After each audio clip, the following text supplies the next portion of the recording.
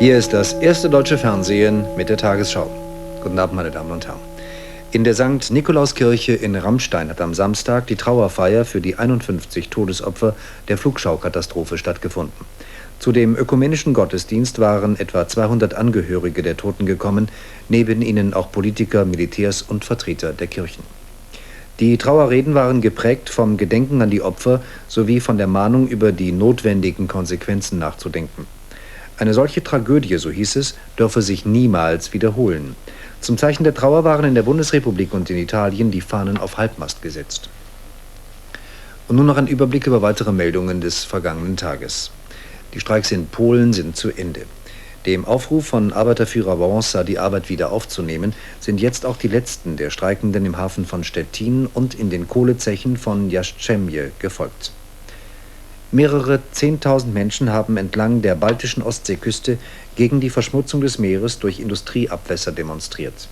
Die sowjetische Nachrichtenagentur TASS berichtete in einer Meldung aus Riga, die Veranstaltung sei von einer inoffiziellen lettischen Umweltschutzgruppe organisiert worden. Die verheerenden Überschwemmungen in Bangladesch haben die Hauptstadt Dhaka jetzt praktisch von der Außenwelt abgeschnitten. Die Wassermassen überfluteten Autobahnen und Gleise, rissen Brücken ein und überschwemmten auch den Flughafen der Stadt. Das Braunkohlekraftwerk Buschhaus belastet nach einem Bericht des Nachrichtenmagazins Der Spiegel die Umwelt stärker als erlaubt. Im ersten Betriebsjahr habe der Ausstoß von Schwefeldioxid 38.500 Tonnen betragen. Der festgelegte Grenzwert habe bei 35.000 Tonnen gelegen. Bei einem Verkehrsunfall, in den auch ein LKW mit einer Ladung giftiger Chemikalien verwickelt war, sind auf der Autobahn Osnabrück-Bremen mehrere Menschen verletzt worden. Weil die Ladung nicht kennzeichnungspflichtig war, konnte die Polizei erst nach Rückfrage beim Hersteller die notwendigen Schutzmaßnahmen einleiten. 2 Wochen vor Beginn der Olympischen Spiele ist in Seoul das Olympische Dorf feierlich eröffnet worden. In einer farbenprächtigen Zeremonie wurden die Flaggen der 161 teilnehmenden Länder gehisst. Die Gewinnzahlen im Lotto 1, 3, 8, 17, 23, 30 und die Zusatzzahl 10.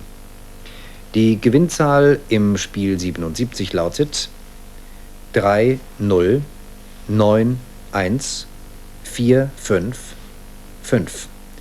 Diese Angaben sind wie immer ohne Gewähr. Die Wettervorhersage für Sonntag, den 4. September. Im Küstengebiet wechselnde meist starke Bewölkung mit Schauern. Sonst bedeckt mit zum Teil länger andauerndem Regen. Tiefstemperaturen 8 bis 13 Grad.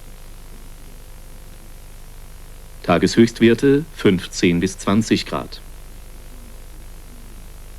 Mäßiger, zeitweise böig auffrischender Wind um Südwest, im Süden allmählich nachlassend.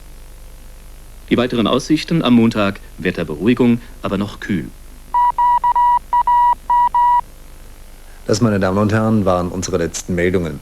Die Tagesschau meldet sich wieder mit dem Wochenspiegel und den neuesten Nachrichten heute Mittag um 12:45 Uhr.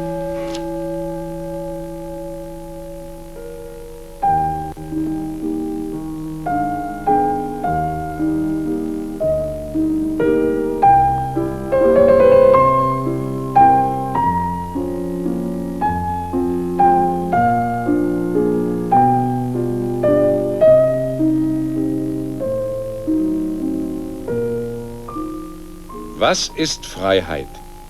Von Reinhold Schneider.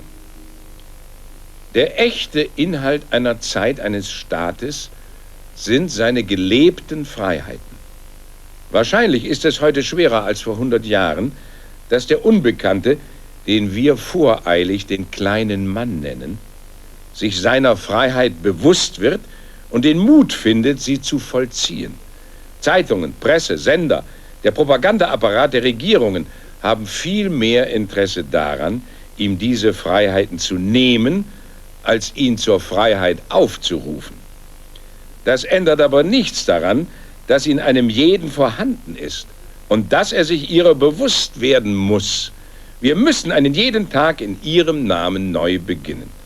Ohne den Mut, mit unserer Freiheit allein zu sein, sind wir nicht Menschen, sind wir, was wir auch arbeiten mögen, für Volk, Staat, Welt von ganz geringem Wert. Denn das allein macht ja ihre geschichtliche Bedeutung aus, dass sie Freiheiten zusammenfassen. Wir sind nicht frei für uns selbst, sondern wir sind es für alle, im Zusammenhange der Völker, im Zusammenhange des Kosmos. Alle Dinge sind miteinander verflochten und ihr Band ist heilig. Dieses Wort des Kaisers Mark Aurel kann nicht aufgehoben werden. Es wird nur ernster, je mehr Macht dem Menschen in die Hand gegeben ist, sei es an aufbauender Technik oder an zerstörenden Waffen.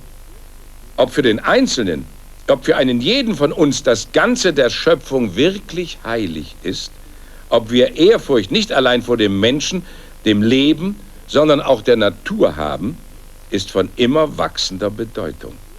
Was ist Freiheit, wenn nicht eine Tat unseres Gewissens?